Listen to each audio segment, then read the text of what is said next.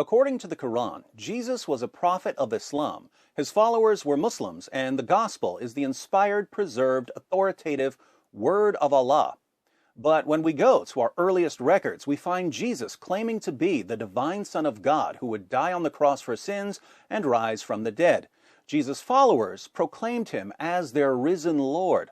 The gospel that Christians have been reading for nearly 2,000 years tells us that anyone who claims to be a prophet but rejects Jesus' death, resurrection, and deity is a false prophet and an antichrist.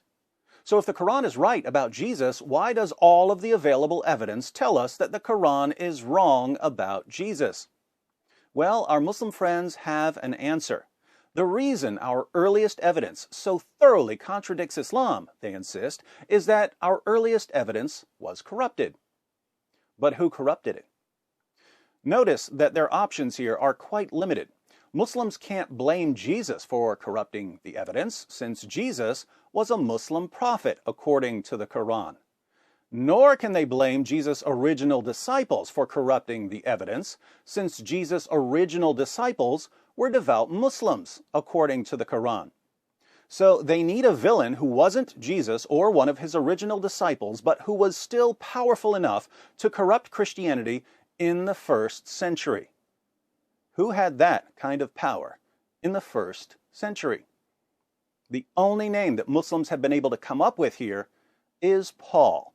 So if you've ever wondered why Muslims spend so much time attacking Paul, it's not because Paul is somehow especially untrustworthy or controversial. It's because they have no one else to blame for Muhammad's abundant historical blunders. But there's a problem here. It only makes sense to blame Paul for all of the evidence that contradicts Muhammad's claims if Muhammad is significantly more reliable than Paul. If Muhammad is less reliable than Paul, it makes no sense to point a finger at Paul whenever Muhammad gets something wrong.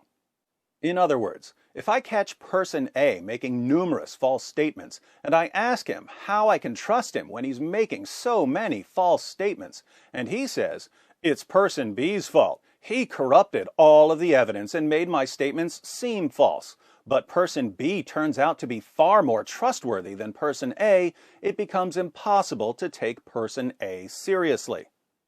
So the question we should be asking is this: whose claims about Jesus are more reliable, Paul's or Muhammad's? In this series, I'm going to offer a few reasons to trust what Paul says about Jesus over what Muhammad says about Jesus. And when I say a few reasons, I mean 25 of them. Some of these reasons, taken individually, wouldn't be enough to reject what Muhammad says. But when we consider all of the reasons together, it's pretty clear that Muhammad's claims about Jesus are about as reliable as a CNN special on the origins of Islamic terrorism.